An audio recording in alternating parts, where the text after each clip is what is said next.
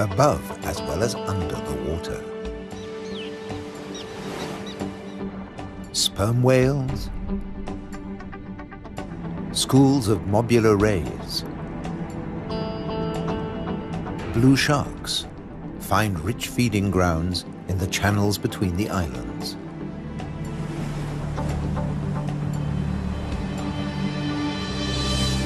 Nutrient-rich reefs draw in life. Blue whales seek out tons of krill in ocean depths. Here, around the Azores, Europe's wild islands.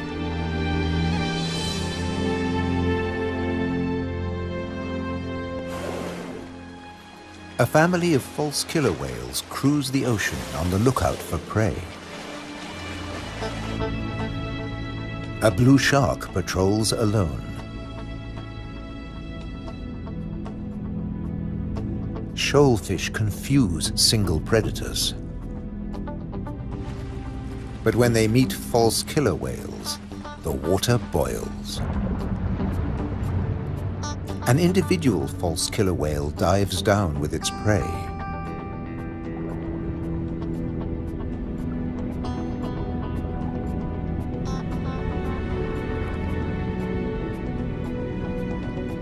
A blue shark comes late to the feast, drawn by scent molecules.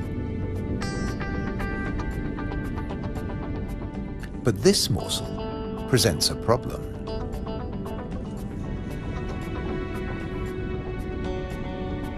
With jaws not made for chewing, it'll never swallow this tail fin.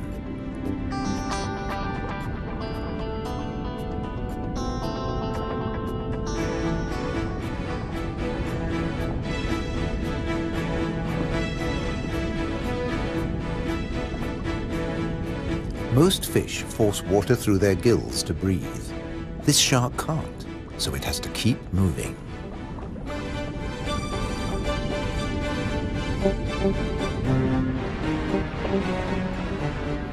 Near the surface, another blue shark is demolishing a tuna. This job its teeth can do: shake and take.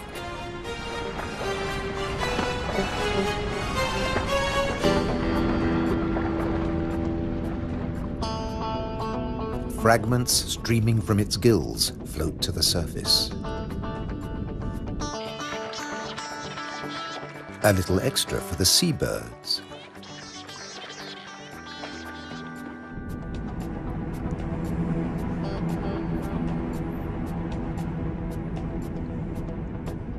Not all the remains go up.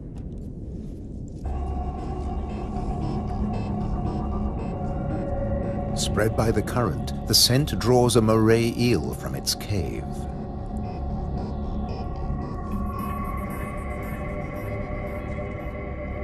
Sea bream, triggerfish, and painted combers are on its tail.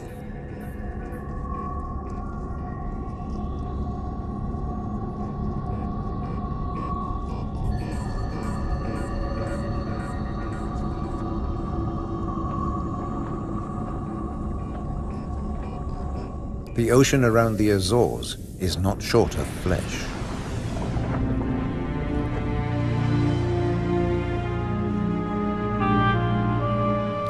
And yet above the water, the islands themselves have no large wild animals. When Portuguese sailors landed on the Azores in 1427, these first humans found no vertebrates at all, except birds and two small species of bat. The birds evolved over time. This variant of the grey wagtail lives only on the Azores.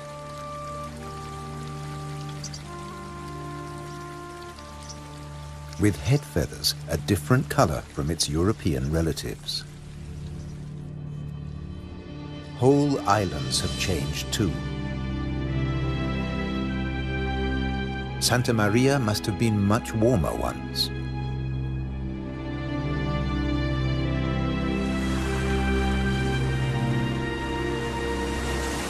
Many of these ocean fossils belong to extinct species that once lived in warmer waters.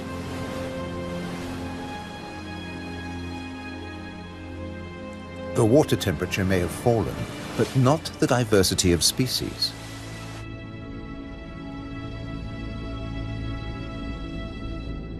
After nearly 6 centuries of human habitation, the seas around these volcanic islands are still largely unexplored.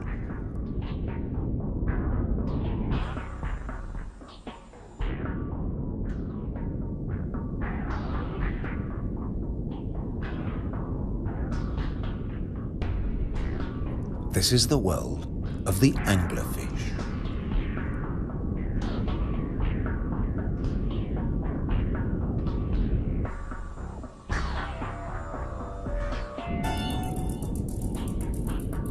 A 1,000 meters down, this pink frogmouth ignores the pressure of 100 kilos per square centimeter.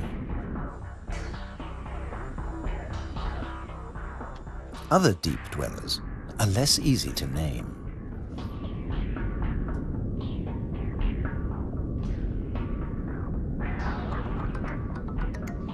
In the darkness, it's easy to underestimate your prey. It has to fit into your stomach.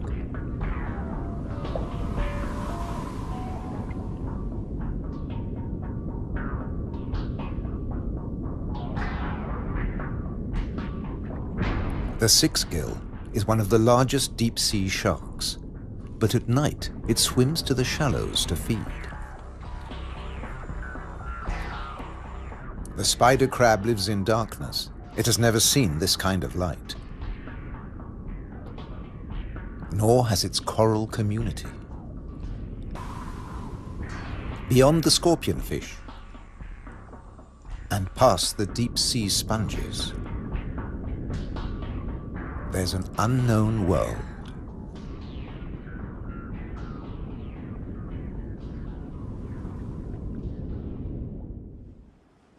Imagine the Atlantic between Europe and America 8 million years ago. Pressure along the mid-Atlantic ridge forces the continental plates apart. Volcanoes pierce the surface on both the Eurasian and the American side. The Azores.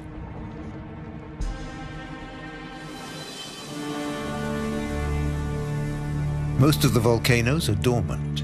Water, not lava, fills their craters.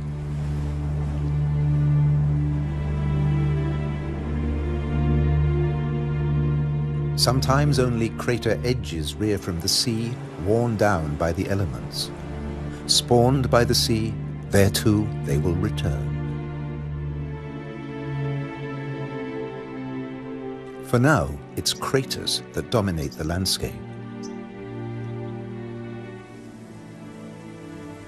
Gases still escape from fumaroles on some of the 1,700 volcanoes. Heat brings water almost to boiling point.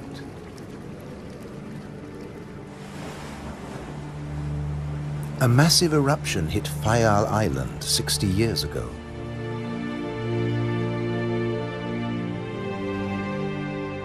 Humans couldn't live in this lunar landscape. Hundreds followed the sun to America. On the volcano's slopes, life had to begin again. Birds were pioneers on naked rock. Wind and birds still bring seeds from over the sea. Some come floating in.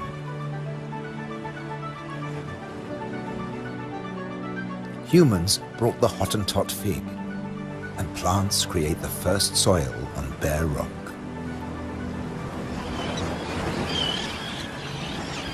An active volcano will destroy life. Dormant or extinct, it can create it, above and below the water. The underwater cliffs of Formigas are the summit of a volcano. Overall, the waters of Europe's wild islands are home to more than 1,500 species. This is the spiny starfish.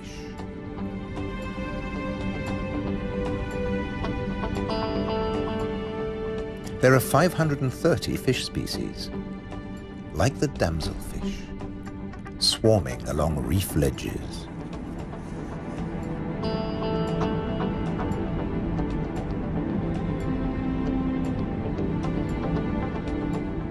The grouper is a formidable loner. Its giant maws scare off intruders.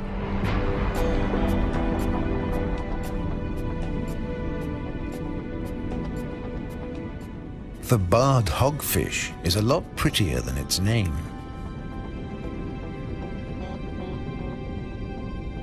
It's a protogynous hermaphrodite like its cousin, the grouper. It starts off female until it reaches a certain length. Then it becomes a male, aggressively defending its territory.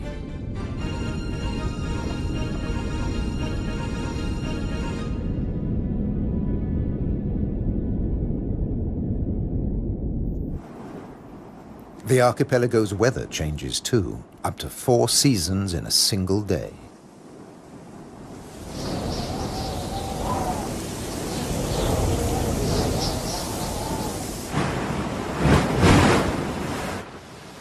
And when the winds blow above,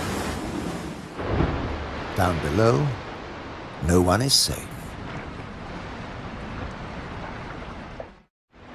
The storm surge tears into the sea floor. But turbulence won't deter European eels from their prey. They're adaptable, living equally happily in salt and in fresh water. This is just swell. Heavy surf stirs up food. For some, that means come out and eat. For others, take cover. The powerful grouper hides in his rock grotto.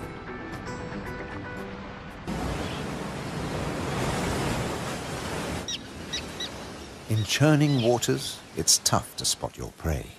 But the common terns have no choice. The first chicks have hatched, and they're waiting to be fed.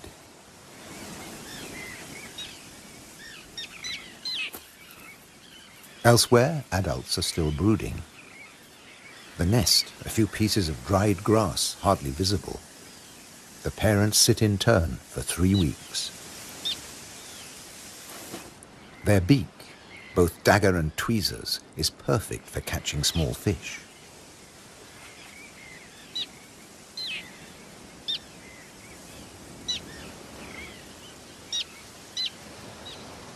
"3,000 pairs breed here.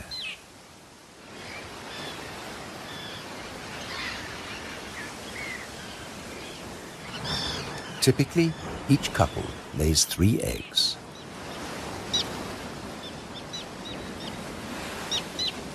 The chicks are fed for 4 weeks, till they can fly as well as their parents.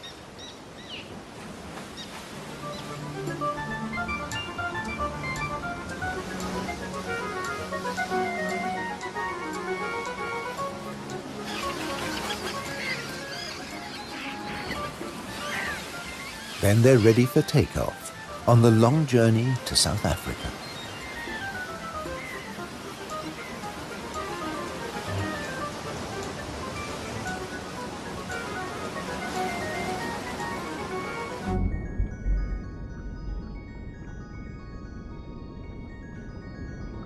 Under the water, survival can depend on staying still, very still, like a wide-eyed flounder.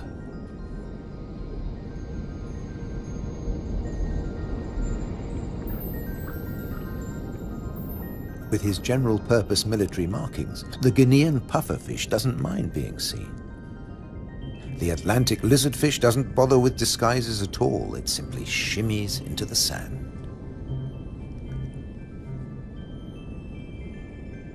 This may fool both its prey and its predators.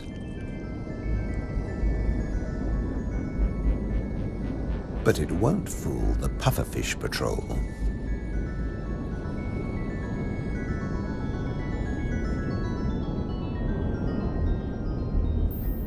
The shamefaced crab folds its pincers to protect its gills and digs itself in.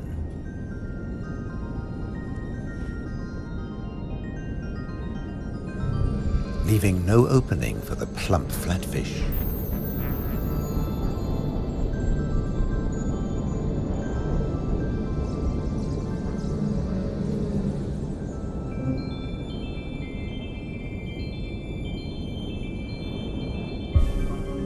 Bye. A starfish flees at top speed from a marauding snail.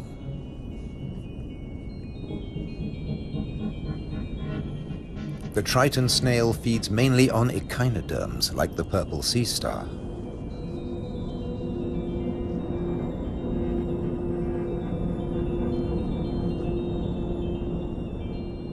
It's no big deal for an octopus. No pickings for it here.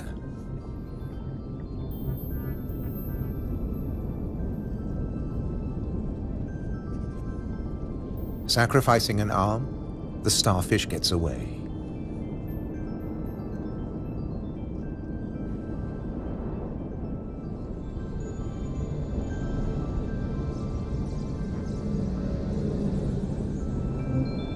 It's escaped with its life, and the limb will grow again. These wild islands in the Atlantic are a freshwater reservoir. Vast amounts of seawater vaporize in the warm ocean air, and freed of salt, they unload onto the Atlantic islands.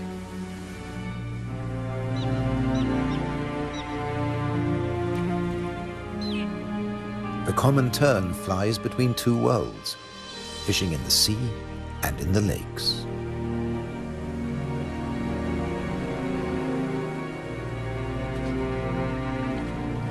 Humans brought the freshwater fish to these islands. Water flows straight off the impervious lava rock.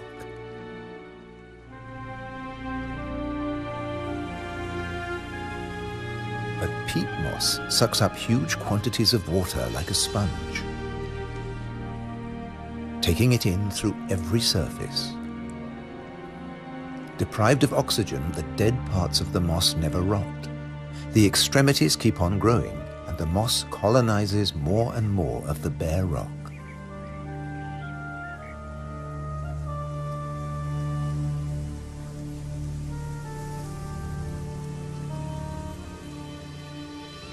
Just beneath, more than 270 caves pierce these wild islands, dark and cold.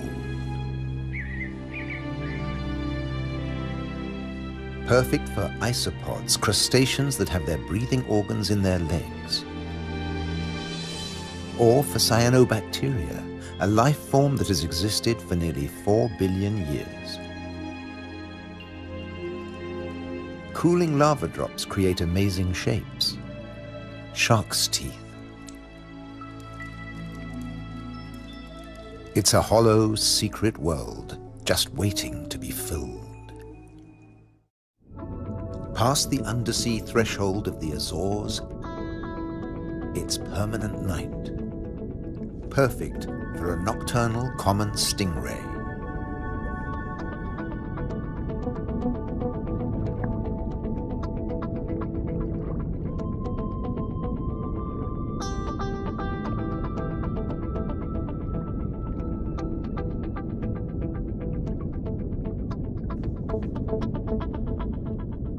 It's not alone here. Sliding over the cavern walls, unicorn shrimp. In the camera light, combers and scorpionfish snatch at their prey.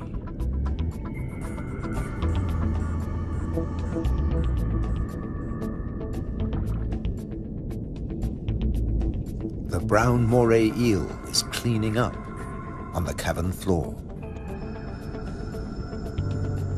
The shrimps come up from deeper waters to spend the winter. For some, it's a short winter. The females packed with blue eggs are especially sought after.